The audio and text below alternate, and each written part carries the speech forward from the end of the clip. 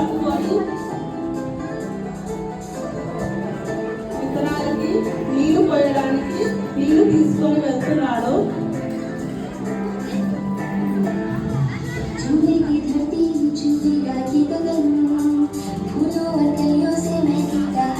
ఆ తెల్లవారుజామున చిన్నగా విత్తనాలు నాటుకున్నాయి.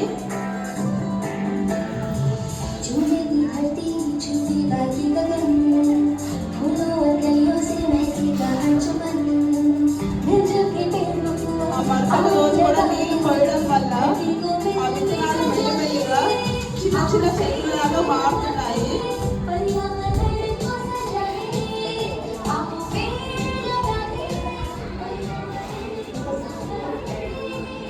రోజు నీళ్లు పోయడం వల్ల చిన్న చిన్న మొక్కలు కాస్త పెద్ద పెద్ద చెట్లుగా మారుతున్నాయి.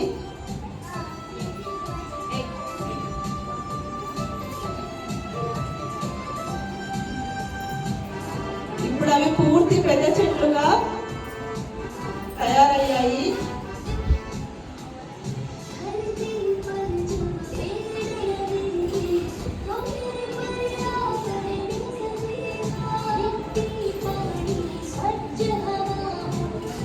ఇప్పుడు ఆ చెట్లు కింద పూర్తిగా రెడీ అయిన చెట్లు కింద ఆడుకోవడానికి సీతాకోక చిలుకలు, చిన్న చిన్న పిల్లలు అందరూ వచ్చి సరదాగా ఆడుకుంటున్నారు.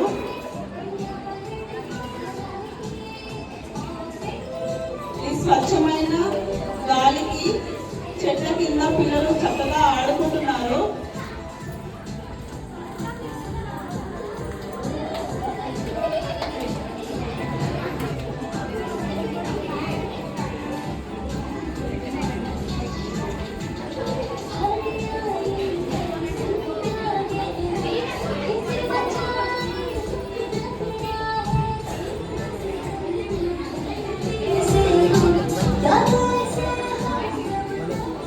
ఒకరోజు ఎవరో తెలియకుండా వచ్చి అక్కడ ప్లాస్టిక్ ని వేసి వెళ్ళిపోయారు. అట్లా ప్లాస్టిక్ వేసిన రైతు ఒకరోజు వచ్చి ప్లాస్టిక్ చూసి చెట్లన్నీ వాడిపోయి ఉంటాయి ప్లాస్టిక్ గాలికి. రైతు వచ్చి ప్లాస్టిక్ ని మొత్తం తీసి పడేశాడు. అప్పుడు చెట్లు మంచిగా వికసించడం మొదలు పెట్టాయి.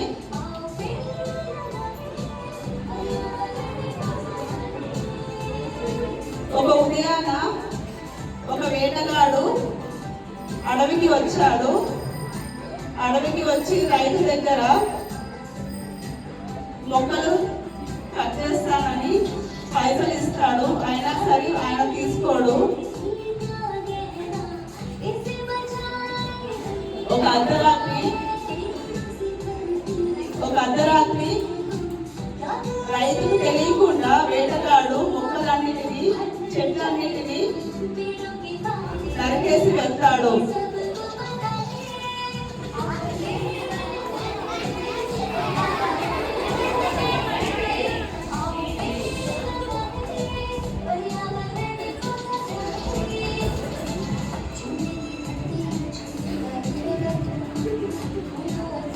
తెల్లవారిన తర్వాత రైతు చెట్ల వద్దకు వెళ్ళినప్పుడు ఆ చెట్లను చూసి తట్టుకోలేక ఊపిరాడక చనిపోతాడు. వెంటనే అటుగా వెళ్తున్న ఒక అమ్మాయి అక్కడ పరిస్థితిని చూసి అక్కడున్న బోరింగ్ను కొట్టి నీళ్లు తీసుకొని చెట్లకు మళ్ళీ నీళ్లు పోయడం మొదలు పెడుతుంది. అట్లా నీరు పోయగానే చెట్లన్నీ మునుపటిగా వాటి ఎదగడం మొదలు పెట్టాయి.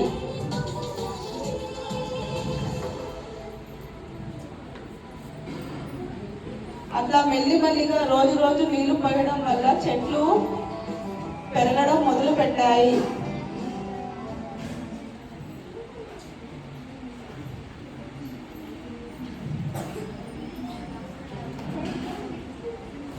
చెట్లు యథావిధిగా మళ్ళీ నీళ్లు పోయడం వల్ల వాటికి మునుపటి రోజులు వచ్చాయి. మళ్ళీ ఆనందంగా చెట్లు వికసించడం మొదలు పెట్టాయి. మళ్ళీ దాని కింద పిల్లలు సీతాకోక చిలుకలు ఆడుకోవడం మొదలు పెట్టారు.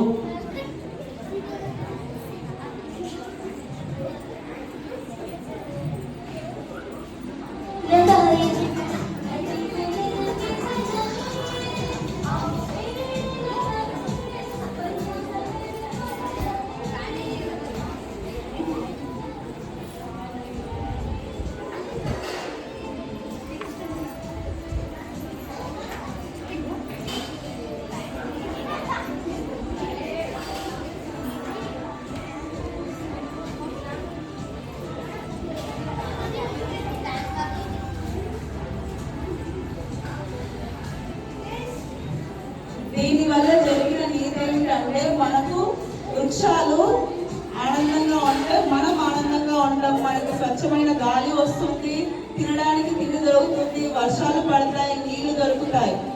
వృక్షో రక్షిత రక్షిత. మనం వృక్షాన్ని రక్షిస్తే వృక్షం మనల్ని రక్షిస్తుంది. అందుకే ఎప్పుడు కూడా వృక్షాలని నరికేయడం కానీ ప్లాస్టిక్ పడేయడం కానీ మనం చేయరాదు. Save life, don't use plastic, save trees, వృక్షో రక్షిత రక్షిత, సేవ్ ఎర్త్.